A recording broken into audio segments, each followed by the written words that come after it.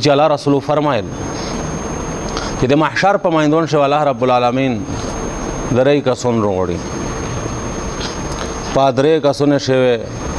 یو عالم وي یو روایت شرسي چې یو کاری وي او دوام یو شهید وي یو سخی وي درام یو سخی وی چې د عالم او د قارینه الله جل جلاله پښتنه وکي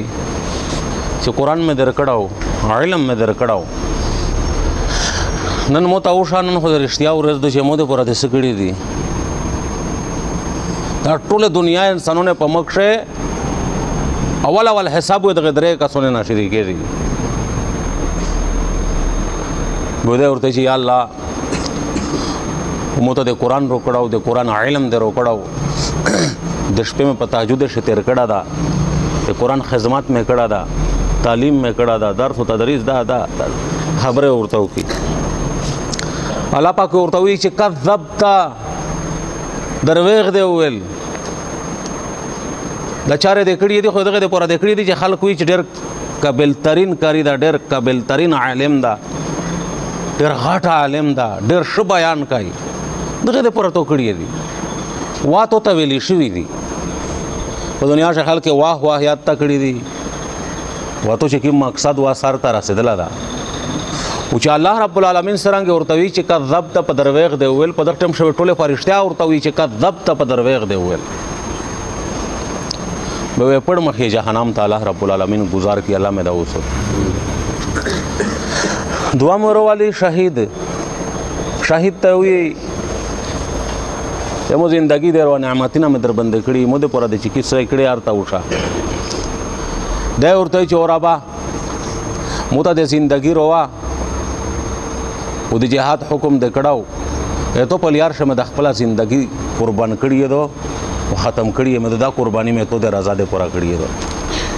الله جل جلاله ورته فرمای کذبت دروغ دی ویل ټول فرشته ورته وی چې کذبت دروغ دی ویل تو خو دغه پوره د داوا کار کوله جهاد د کو چې خلک وی چې ډېر شکو ماندان دا ډېر ش مجاهد دا ډېر دلیر دا ډېر زړوار دا دغه د پوره د کول واخو تویل شوی نه دی مقصد خو د پیرا دا مو څنګه نه راځي غوړې مو د په حق شاو فیصله او شي پړم کې وی جهنم ته گزار دریام سخی سړای چې الله تعالی مول دولت ورکړي او سخاوت یې کړای اختوی الله پاک وی مخه ته ودرای سب کې توب دې پورا چې مال مې درو دولت مې درو همو دې پورا د سکړی دي دا ورته چې اورابا مت د مال دولت رو همو د خیر زو یان د پریشا یعنی جماعت میں نه دا پریشا مدرسہ میں نه دا پریشا غریب میں نه دا پریشا یتیم میں نه دا پریشا کونډیا میں نه دا پریشا سیک میں چمین داول د تو په نوم بنده میں لگاول کول مول چې ته روزي شه مودا سره دنیا لگاولې سخاوت میں کړه دا الله جل جلاله ورته فرمای کذبت دروغ دی ویل دا تو دغه د پورا کړي چې خلک وی چې ډېر ښه سړای دا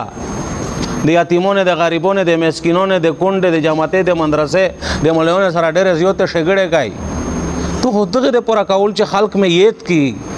او خلک تیت کړه نه رمو څنګه څه غوړې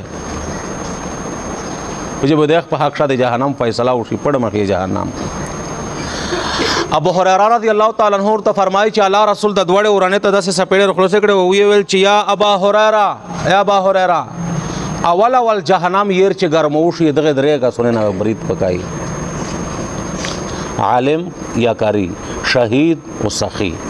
په دغه درې کا سننه د جهنم ير ګرموشي مشرک نه کافر نه